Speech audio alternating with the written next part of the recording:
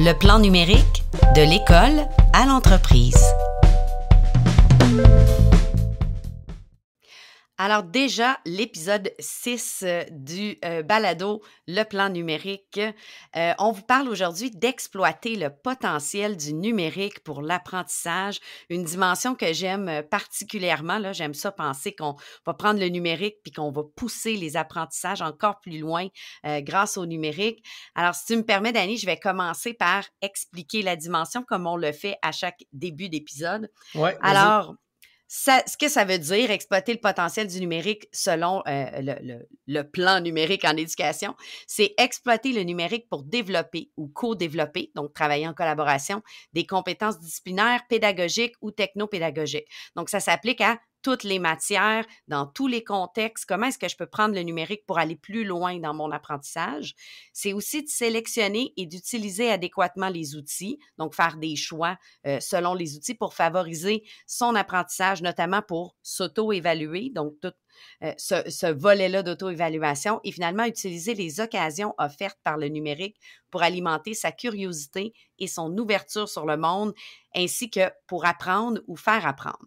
Donc, trois thèmes qui sont c'est assez large. Ouais. Ouais. C'est la définition de la dimension.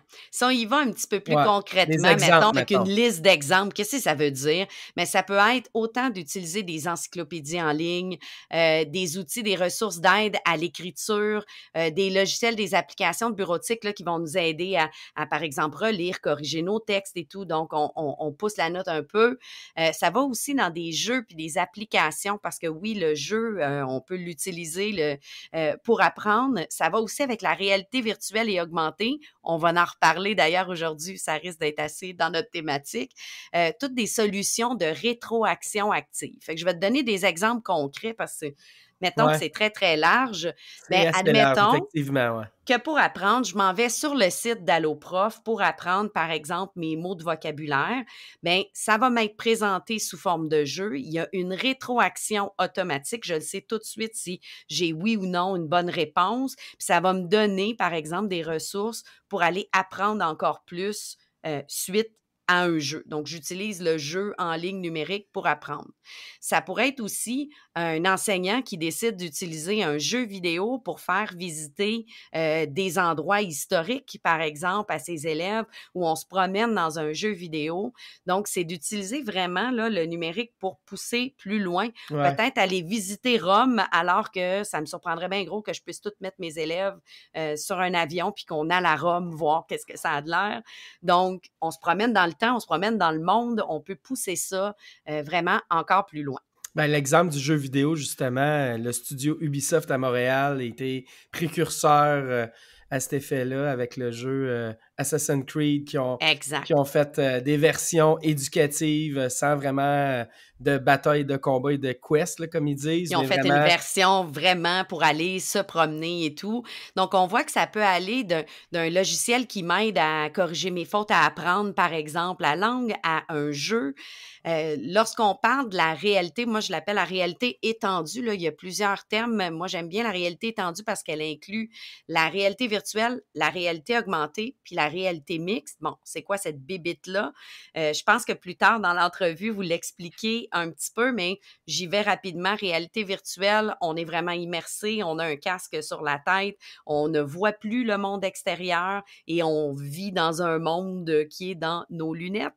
La réalité augmentée, celle-là, ben, elle peut s'utiliser avec nos cellulaires. Là, on l'a vu avec les Pokémon Go où on peut faire apparaître un tigre dans notre salon avec une recherche web. Là, il y a ça avec Google Chrome, par exemple. Puis mix, ben, c'est un petit mix des deux. C'est un peu ce que vous avez fait, je crois, de ton côté, parce qu'on ne fait pas juste ça en éducation. Je crois que ça se fait sur le marché du travail aussi, de la réalité virtuelle augmentée et tout. Effectivement, puis le projet en fait, l'entreprise que j'ai rencontrée, un des fondateurs de l'entreprise, DeepSight, je les ai connus parce que j'ai fait un projet dans l'entreprise avec qui je travaillais, dans l'entreprise que je travaillais, puis le projet qu'on a fait, c'est vraiment un projet de réalité. En fait, là, on pourrait débattre de plein de termes, là, mais mettons réalité augmentée en utilisant les lunettes Microsoft HoloLens 2. Et donc, l'idée, c'était, en fait, dans notre entreprise, puis dans les entreprises d'aéronautique de façon générale, une des problématiques importantes, c'est pas la complexité du travail en tant que tel, mais la complexité d'apprendre chacune des tâches et la séquence de toutes les tâches. Puis l'exemple que je donne pour ça souvent, c'est supposons que vous achetez un meuble IKEA, tu ouvres le manuel, puis là, ben, c'est un peu difficile la première fois que tu fais le meuble, mais si tu achètes 5 commodes identiques pour tes 5 enfants, mettons, ben, la première, elle va être compliquée, mais la cinquième va être beaucoup moins compliquée à faire. Ouais, Ben, t'as commencé à comprendre le process, là, rendu ouais, là. tu sais quel morceau mettre avant quel autre morceau. Ouais. Ben, c'est le problème de l'aéronautique, c'est qu'on fait pas beaucoup de répétitions fréquentes, donc il y a beaucoup de tâches en séquence que les employés doivent apprendre. Et là, l'idée étant, est-ce qu'on peut les guider pour accélérer ce processus d'apprentissage-là à travers de la réalité augmentée. Donc, ça peut pas être virtuel, quoique ça aurait pu l'être pour apprendre, mais pendant qu'il apprend en réalité virtuelle, il fabrique pas des pièces. Donc, l'objectif en faisant le mix des deux, ben, il fabrique des pièces, il fait des assemblages, mais en apprenant comment faire, en se faisant guider à travers la réalité augmentée. Donc, c'est le projet qu'on a fait, puis c'est un peu de ça que Nicolas de DeepSight va nous parler, mais il va aussi nous parler d'exemples parce qu'ils sont en train d'introduire aussi dans les écoles à travers différents types de projets. Donc, c'est intéressant comme entrevue. Puis, j'aimerais aussi ajouter, puis je pense qu'on va mettre le lien dans le descriptif du Absolument. podcast. Ouais. Donc, ils sont venus filmer en entreprise le projet qu'on a fait chez Avior. Avec parce que j'avoue que là, ça a l'air abstrait. Là. On Ouais. parle de choses, puis quelqu'un qui nous écoute puis qui a jamais vu qu'est-ce que c'est, puis qui sait pas trop de quoi qu'on parle quand on parle réalité virtuelle et autres. Là, tu me parles de c'est ce que je comprends de ce que vous avez fait à l'entreprise, c'est des lunettes que l'employé se mettait et il pouvait voir les séquences qu'il y avait à faire. Exact. Un peu comme si Ikea me fournissait des lunettes, je me mets devant les yeux, puis ça me montrait la pièce là, elle va là, puis là, bon, c'est beau, puis là, je mets la vis, je la prends, puis je la prends mets. la laine key, puis j'installe mon affaire, puis là, j'ai monté mon meuble. Donc, ça, c'est vraiment pour une séquence. Mais en réalité augmentée, il y a plein d'autres choses qu'on peut faire aussi parce que ça fonctionne sur les tablettes. Puis je crois que dans l'entrevue, vous en parlez un petit peu. Je l'ai vécu, moi, avec des élèves. On est allé regarder le système solaire, mais tu peux le faire bouger. Il est devant toi, il apparaît comme sur l'écran, mais l'écran, on voit quand même le restant de la classe, puis tu peux le faire bouger. En réalité virtuelle, c'est un petit peu plus difficile, puis vous l'abordez, je crois, dans l'entrevue. Ça coûte cher, hein? Les HoloLens, là, je pense que c'est plusieurs milliers de dollars. Oui, c'est 4-5 000 chaque lunette. On n'a pas ça dans les écoles. Non. On commence à avoir de la réalité virtuelle, mais je suis curieuse d'entendre ce que ton invité va dire, justement. Pourquoi, si c'est pas présentement si accessible que ça, pourquoi on doit s'y intéresser en éducation? Pourquoi c'est du potentiel d'apprentissage, tout ça? Ben, on va aller l'écouter. Parfait. Bonjour Nicolas, ça va bien? Ça va très bien. Merci pour l'invitation. Oui, ça me fait plaisir. Je vais te remercier beaucoup pour le temps que tu nous offres à répondre à nos questions concernant le plan numérique. Donc, je vais commencer en te posant la question de base que j'ai posée à tout le monde. Parle-nous un peu de ton parcours professionnel. Je sais que tu es quand même jeune, mais je trouve intéressant le parcours de toi et ta business, en fait, là. Une start-up super dynamique et intéressante. Donc, je vais te laisser nous en parler un petit peu. Parle-nous de toi, ton parcours professionnel, puis ce qui t'a amené à votre business, la business que tu as fondée. Oui, ben dans le fond, j'ai toujours eu une fibre entrepreneuriale en moi. Dès l'âge de 13 ans, j'ai démarré mon entreprise de paysagement. J'allais couper les gazons chez les voisins. Puis éventuellement, ça a grossi en entreprise qui avait 250 clients dans l'ouest de l'île de Montréal.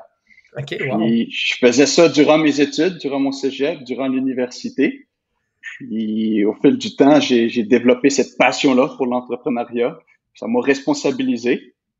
Puis à l'université, je suis allé au HEC pour perfectionner mes connaissances, pour approfondir mon développement. Puis, durant ce temps-là, j'ai renoué avec un ami d'enfance, mon collègue Francis Dubé. Puis ensemble, on a démarré une entreprise dans le milieu des technologies qui faisait des solutions de réalité augmentée. Puis c'est un petit peu comme ça que je suis venu à te connaître, Danny, parce qu'on a collaboré ensemble sur un projet qui a été fort enrichissant.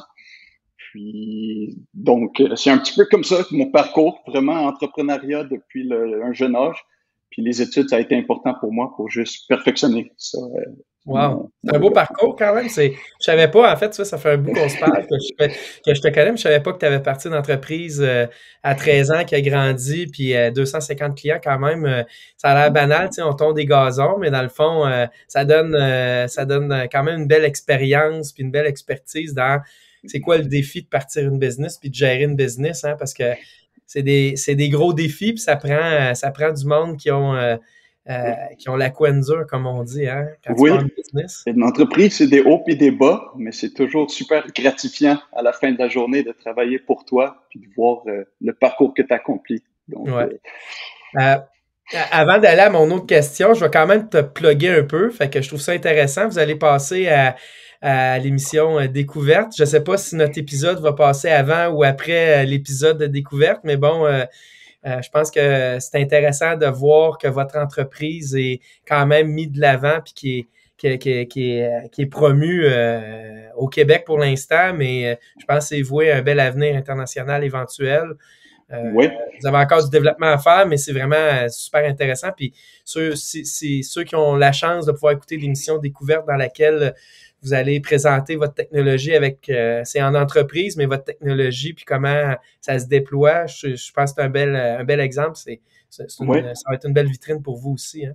Oui, vraiment. C'est une belle opportunité que Découverte nous a donnée de partager notre histoire, puis de faire connaître cette technologie, la réalité augmentée, qu'on entend beaucoup, mais qu'on comprend ou ne connaît pas nécessairement encore.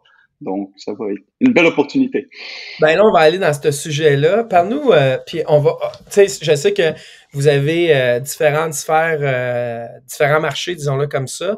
Puis un de ceux-là, c'est en éducation. On va revenir un peu plus tantôt, peut-être un peu plus en entreprise. Mais dans le domaine d'éducation ou la formation d'entreprise, parle-nous un peu de ton entreprise. Qu'est-ce que vous faites un petit peu plus détaillé, disons-le?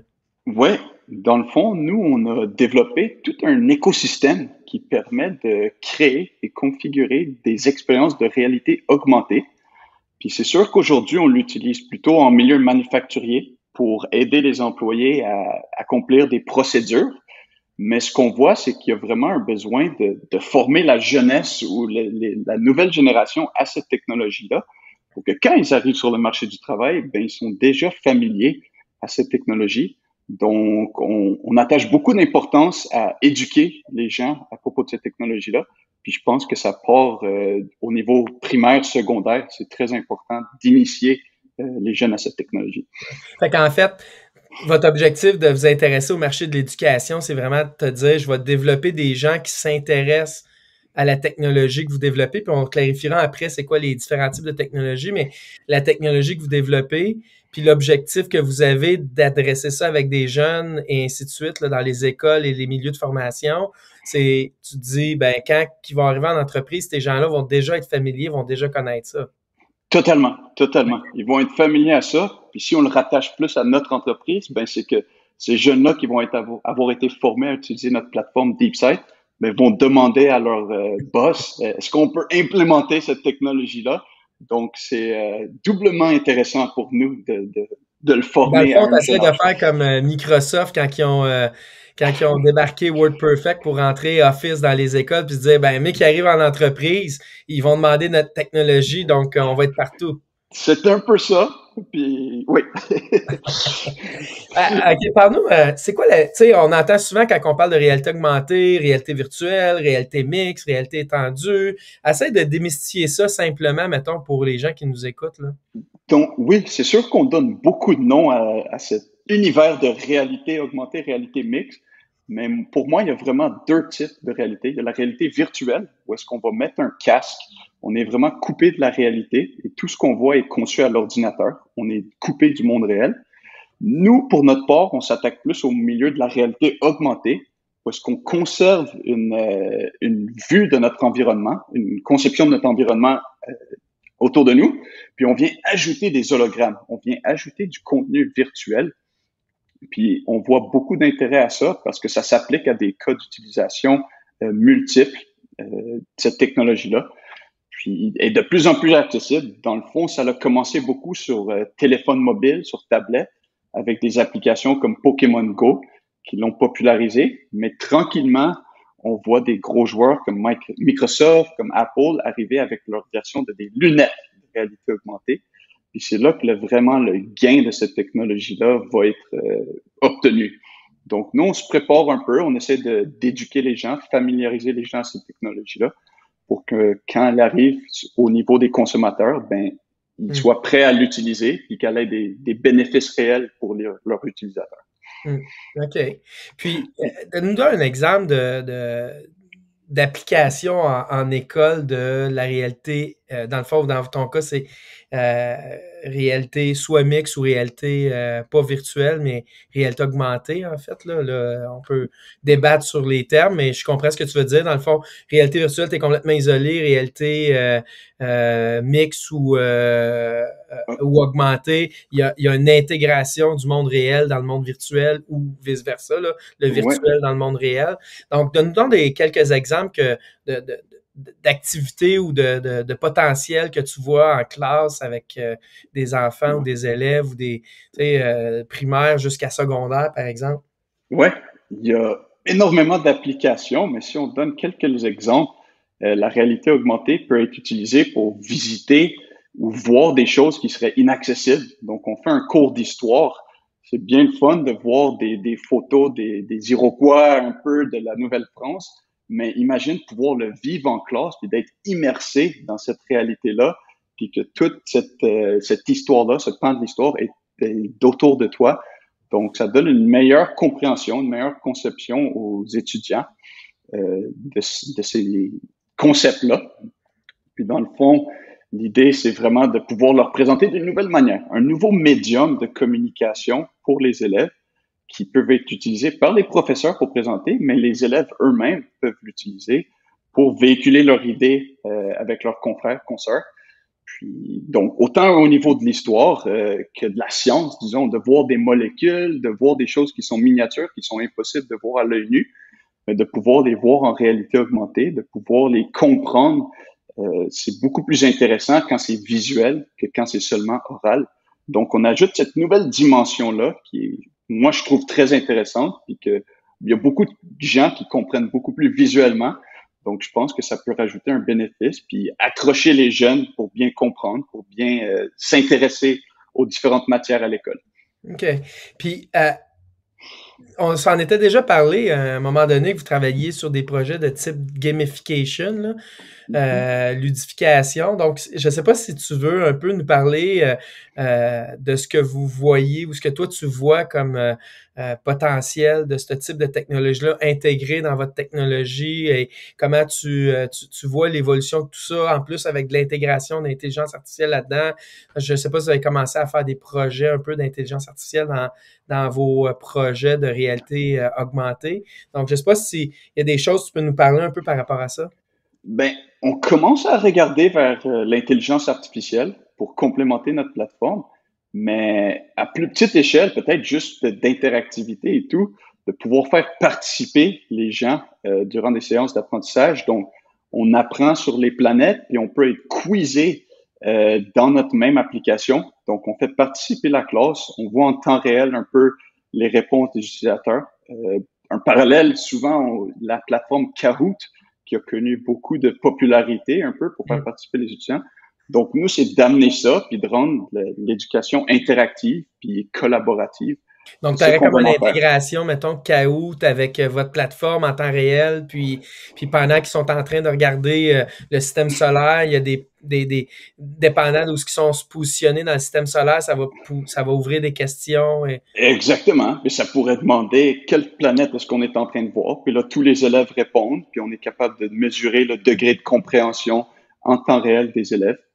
Puis à plus grande échelle, quand on parle de gamification, ben c'est que les réponses qu'on obtient puis l'utilisation qu'on en fait, ben de donner des récompenses ou de donner un feedback sur le travail ou sur l'interaction qui est faite par les étudiants ou par les employés dans un secteur plus d'entreprise. Donc, on commence à se tourner vers ça, puis je pense qu'il y a beaucoup de potentiel pour juste rendre ça vraiment plus interactif puis collaboratif au lieu d'être rigide, un peu comme le système d'éducation l'est en ce moment. Donc, on s'essaye puis on veut juste rendre ça mieux pour tout le monde. T'as-tu réussi des projets jusqu'à maintenant, mettons, dans des écoles ou t'as-tu fait des intégrations? J'imagine que tu as fait quelques petits projets pilotes, mais je veux dire des déploiements plus officiels qui sont avec et ou sans lunettes. Là. Peux-tu nous en parler un peu si t'en as? Ou... Pour l'instant, c'est vraiment plus des projets pilotes. Donc, une classe à la fois. On va essayer. Avec des lunettes ou plus avec des tablettes ou des appareils? Ça va être plus sur tablette. Ouais. Parce que les lunettes qu'on utilise, malheureusement, sont très dispendieuses, très fragiles. Donc, c'est pas nécessairement propice au niveau de l'éducation. Mais il y a quand même beaucoup de gains. Pas encore. Mais il y a quand même beaucoup de choses à faire sur tablette. Donc, nous, les projets pilotes, les petites vidéos qu'on a montées, ce serait plus... ça s'est fait sur tablette, mais on a un bon feedback. Des fois, pour nous, c'est une question de focus sur quoi on veut mettre nos efforts. Ouais. On connaît du succès dans le secteur manufacturier aérospatial, mais on veut pas non plus fermer la porte au milieu de l'éducation. Donc, on veut en faire plus, mais il va falloir avoir les ressources pour nous permettre de tout faire.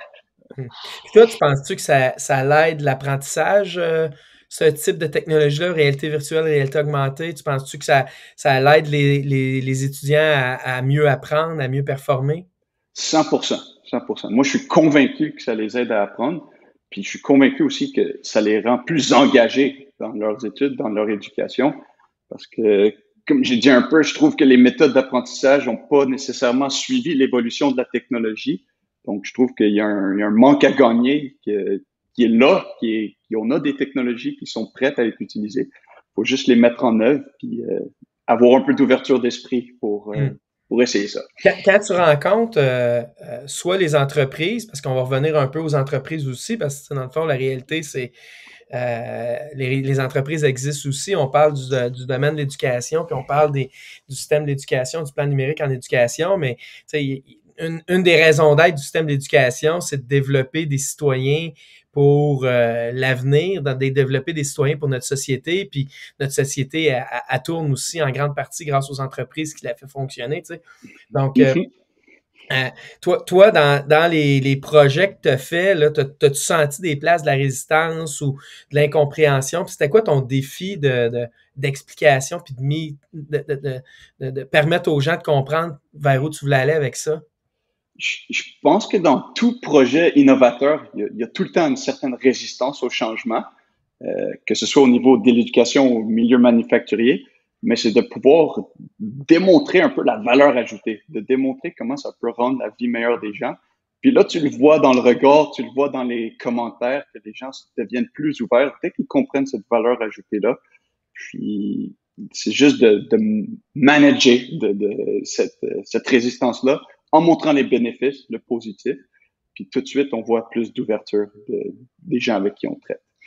Puis dans les projets pilotes que vous avez fait tant en entreprise qu'à l'école, as-tu vu des gains réels que tu as pu mesurer ou constater, tu sais, au-delà de les gens, tu sais, c'est sûr, une nouvelle technologie, toujours excitant un peu, puis là, ben ça, je l'ai vécu, là, je l'ai testé, on a travaillé ensemble, donc, tu sais, tu te sens un peu comme Total Recall, là, tu sais, c'est comme un peu futuriste comme technologie, comme approche, mais au-delà de l'excitation de la nouvelle technologie puis de l'aspect futuriste, as-tu vu des gains réels dans les déploiements, les projets pilotes? As-tu constaté des choses tant à l'école qu'en entreprise?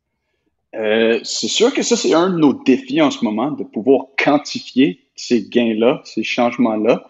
Mais je pense que chez Avior, ça a été un des bels exemples où est-ce qu'on a été capable de démontrer que pour la formation de nouveaux employés, on était capable d'aller chercher des gains de 2 à 3 fois la productivité ou la rapidité à atteindre un niveau de maturité ou un niveau acceptable de productivité. Donc, tranquillement, on est en train de dresser des portraits avec les clients qu'on a qui vont nous permettre un peu plus de sortir ces chiffres-là, qui montrent les gains. Mais sinon, c'est plus qualitatif, où est-ce qu'il y a une appréciation de notre solution, il y a un intérêt de continuer à travailler avec.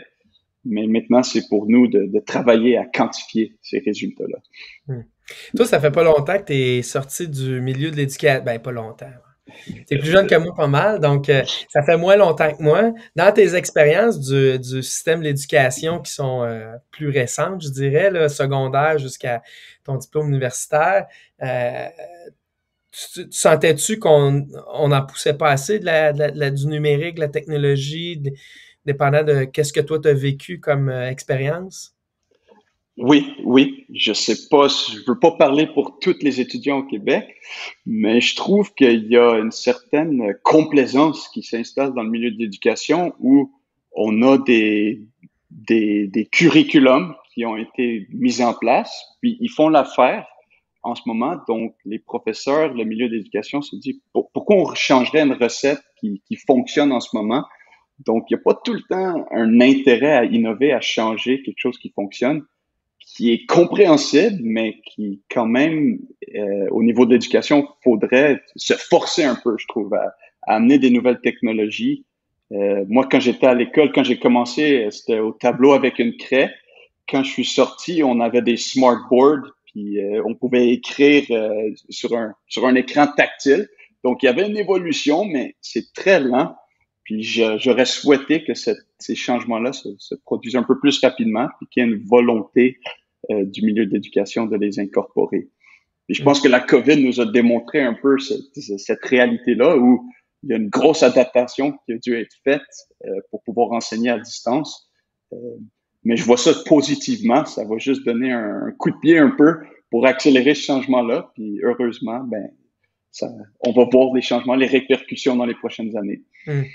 Dans les embauches que vous avez fait, je ne sais pas si vous en avez fait beaucoup, mais vous en avez fait quelques-unes quand même dernièrement, dans la dernière année et demie. J'imagine que tu as fait des entrevues. Puis c'est sûr que vous êtes en techno, fait que tu as cherché plus, j'imagine, des gens qui sont plus des programmeurs, des choses comme ça. Mais dans les entrevues que tu as faites, as-tu un peu essayé de valider justement la compétence numérique des gens, la capacité de travailler à distance? Puis tu voyais ça comment, l'expertise ou la réponse des gens que tu passais en entrevue? C'est sûr que de notre côté, on est un peu biaisé parce que la majorité des embauches qu'on a fait, c'est des développeurs logiciels, des ingénieurs logiciels. Donc, eux sont probablement ceux qui ont le plus d'expérience avec le numérique. Donc, ils sont familiers avec les technologies les meetings à distance, tout ce qu'on peut penser, il n'y a pas de problème avec ça. Donc, je sais pas si je suis la personne la mieux placée pour répondre, mais de notre côté, je vois que la relève est bien formée sur ces technologies-là, est bien au courant de ça. Donc, ça n'a pas été tant un problème pour nous, le numérique, du fait qu'on est une entreprise de logiciels. OK. Puis, qu'est-ce que tu donnerais comme conseil aux enseignants sur l'importance des compétences numériques? Si tu avais un conseil à donner, tu as un enseignant en avant de toi, puis tu veux lui donner un conseil sur l'importance des compétences numériques, tu dirais quoi? Ben, c'est sûr que mon mot d'ordre, ce serait d'ouverture, de rester ouvert à toutes les solutions qui s'offrent à eux.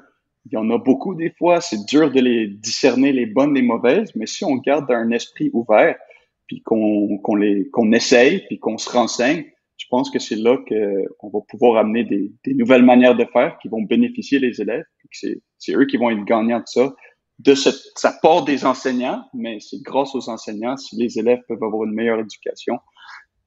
Donc, juste de rester ouvert. Il y en a des technologies qui sont venues, qui n'ont pas eu de succès, puis que ça a été une fade un peu, mais juste de tout le temps rester ouvert à l'écoute, c'est ça qui va donner le plus de succès à notre système d'éducation, je pense. Puis, à des étudiants, qu'est-ce que tu donnerais comme conseil à des étudiants qui nous écoutent là, concernant les compétences dans le numérique?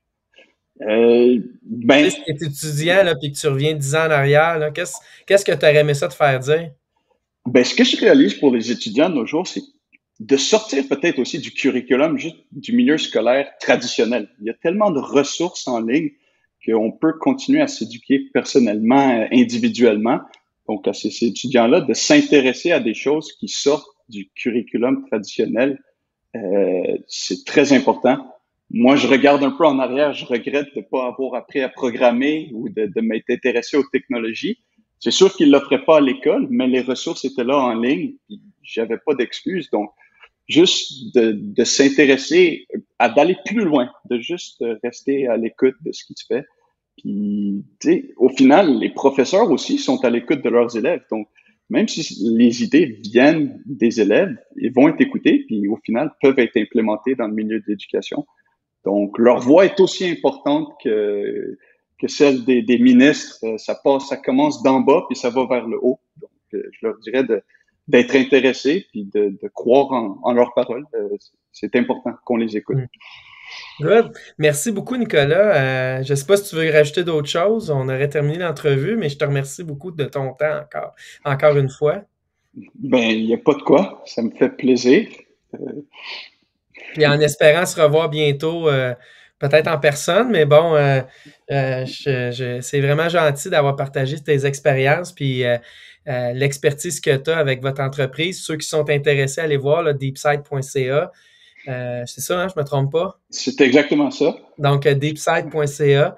Allez voir ça, vous allez voir, c'est intéressant comme technologie. Puis pour le milieu de l'enseignement, disons-le comme ça, tu parlais tantôt, les lunettes, ça peut être coûteux et difficile. C'est quand même impressionnant en classe, j'imagine, de pouvoir essayer les lunettes HoloLens 2 que nous, on a déployé en entreprise, mais sinon, c'est hyper fonctionnel avec des tablettes iPad. Est-ce que ça fonctionne sur d'autres plateformes que les tablettes iPad pour l'instant? Pour l'instant, on fonctionne sur des appareils iOS et sur des lunettes de réalité augmentée, mais ça couvre une bonne partie, puis on peut faire des choses vraiment intéressantes. Donc, n'hésitez pas à nous contacter, ça va nous faire plaisir de découvrir comment on peut incorporer cette réalité augmentée-là à l'école. Super, merci beaucoup. Alors, une autre entrevue super intéressante. C'est vraiment intéressant ce qu'ils font chez DeepSight, puis je vous invite à aller voir là, leur site puis leur réalisation. On en a parlé avant l'entrevue, mais si vous avez la chance d'aller écouter l'épisode de découverte, là, c'est quoi, 5-6 minutes? Ouais, 6 minutes 30 à peu près. C'est pas très long, mais là, on est dans un format audio où on vous explique là, qu'est-ce que ça a de l'air, mais il n'y a rien comme l'image de le voir en action. Puis dans l'épisode de découverte, on voit vraiment là, le journaliste, il va sur le terrain puis il l'essaie, là, puis il assemble des pièces. Donc, vous allez pouvoir voir à quoi ça ressemble. C'est sûr que là, on a un exemple avec des lunettes HoloLens, on le disait tantôt, c'est pas vraiment ça qu'on va voir très présent. Là, dans la vidéo de découverte, il montre une petite séquence avec justement en classe avec un iPad. Nicolas le présente un petit peu sommairement parce qu'évidemment, l'accent est mis en entreprise parce qu'ils sont venus pour filmer en l'épisode, entreprise, là, oui. Mais il montre un petit exemple là, d'une utilisation d'un iPad en regardant le système solaire. Puis Nicolas en parle un petit peu aussi, là. Puis si vous voulez voir d'autres exemples, on a un site qui s'appelle Réalité étendue que j'ai fait avec mes collègues du Centre de services de Laval et où on a mis un paquet d'expérimentations qui a été fait en classe, autant que la réalité augmentée que la réalité virtuelle, un peu moins avec les HoloLens puis et tout, mais on en a fait avec des Oculus, on en a fait aussi beaucoup avec les tablettes parce que ça permet de faire de la réalité augmentée. Donc, je vous mets le lien dans la description de l'épisode si vous voulez aller voir. On a des photos, des images, parce que c'est utilisé dans un paquet de contextes. Là, par exemple, en éducation, au niveau de la médecine, ils l'utilisent beaucoup, là, les lunettes pour des opérations et tout. Donc, si vous voulez voir là, le potentiel un peu partout dans différents domaines, réalité étendue, le lien est dans la description. C'est intéressant parce que moi, en tout cas, en discutant avec Nicolas, ça m'a fait penser à plein de choses, justement, la ludification. On a parlé un petit peu de Pokémon Go, puis j'imagine dans ta liste de ton site que tu parles, il doit y avoir des éléments un peu en lien avec ça, mais à quand une application type Pokémon Go parce que qui nous permet d'apprendre des sujets spécifiques? Tu sais, on a parlé tantôt d'Ubisoft qui avait changé le jeu. Leur jeu, oui, qui avait adapté. Adapté, mais on peut-tu avoir des jeux un peu type réalité augmentée à la Pokémon Go, mais qui permettent justement un apprentissage d'un thème spécifique ou des choses comme ça? Ça, c'est intéressant. Là. Il y a plusieurs choses qu'on peut aller explorer. J'en parlais avant l'entrevue. Là, il y a Google que quand on fait une recherche, on peut aller voir en réalité réalité augmentée un paquet de choses, des animaux, le squelette humain, il y a Ouais. plein de petites choses comme ça.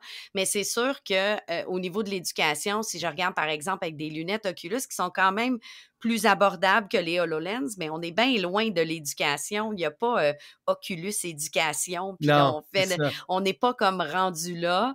Même en réalité augmentée, il y en a un peu, on en voit de plus en plus, mais c'est sûr qu'on est dans les débuts, là. On débroussaille des choses, on exploite le potentiel, mais le potentiel va continuer d'augmenter, j'imagine.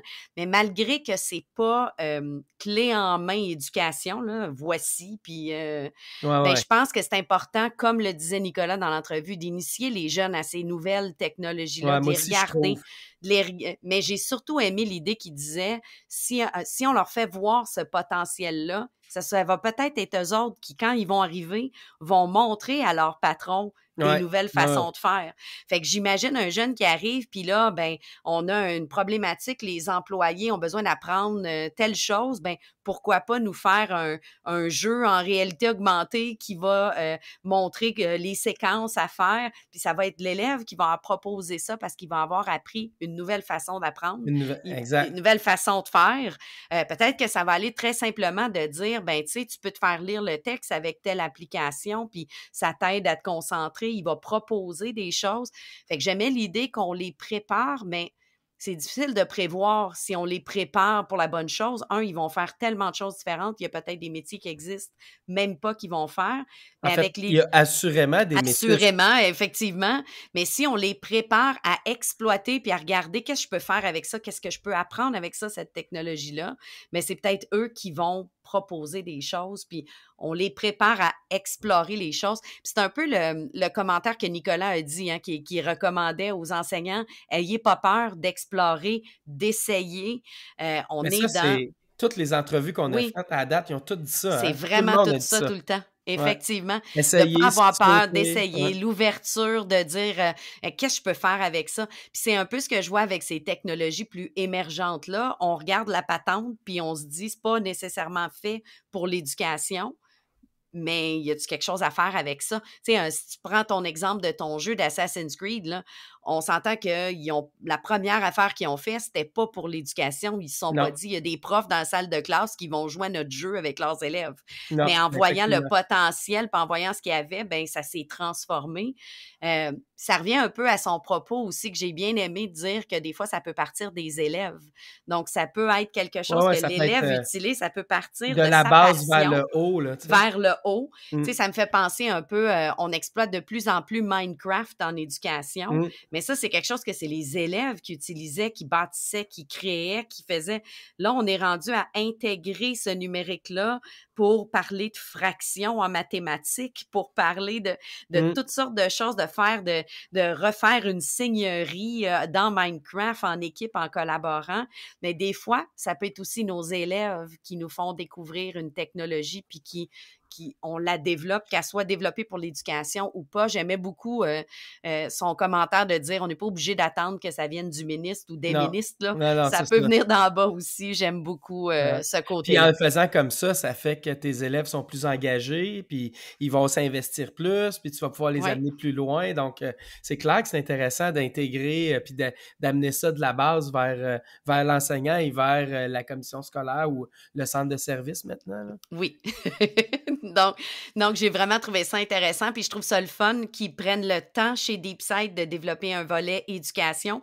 J'imagine Mmh. que ce sera peut-être pas le plus payant des volets, mais ça l'est à long terme. Puis quand tu as une vision d'entreprise qui se dit l'éducation, c'est la base, puis c'est là qu'il faut aller pour ben t'investis un côté de ce côté-là. Puis je pense que ça, ils l'ont très Ah, bien c'est clair que c'est compris. une belle valeur aussi, tu sais, Oui, comme entreprise de vouloir s'impliquer dans l'éducation. Puis comme tu le dis, puis je les connais un peu, là, c'est pas là qu'ils font leur argent, là, tu sais, mais ils veulent construire une base, ils veulent permettre à démocratiser. Puis j'ai fait une entrevue avec eux et une autre entreprise de réalité augmentée à un moment donné. Puis c'est un peu comme deux compétiteurs. Puis la vision des deux, puis c'était intéressant parce que c'était pas on est deux compétiteurs puis je veux paraître meilleur que l'autre. C'est intéressant d'être les deux ensemble, d'expliquer ce que c'est, puis de démocratiser encore plus la réalité augmentée pour justement permettre une adoption plus rapide, là, parce qu'eux autres, ils croient vraiment que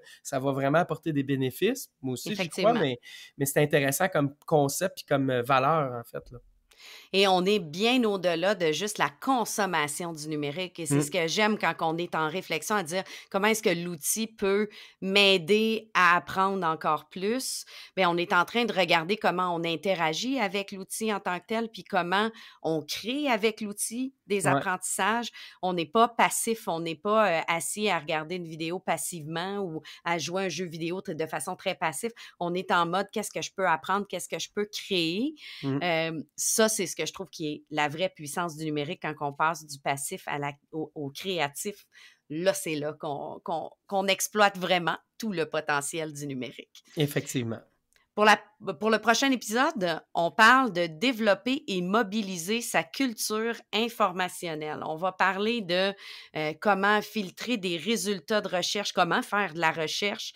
On s'entend qu'à l'ère actuelle, c'est très important d'avoir une bonne culture informationnelle. Comment trouver de l'information effectivement, rapidement. et la bonne information, et filtrer l'information, effectivement. Donc, on va s'entretenir avec une autre invitée sur la culture informationnelle. Il y a un super bon livre là-dessus qui a été écrit il y a une quinzaine d'années qui s'appelle « Le petit guide de l'Internet ». Ouais, je ne l'ai pas lu. Pour ceux qui ne comprennent pas la petite référence, il va falloir aller écouter tous les autres épisodes. On vous revoit au prochain épisode.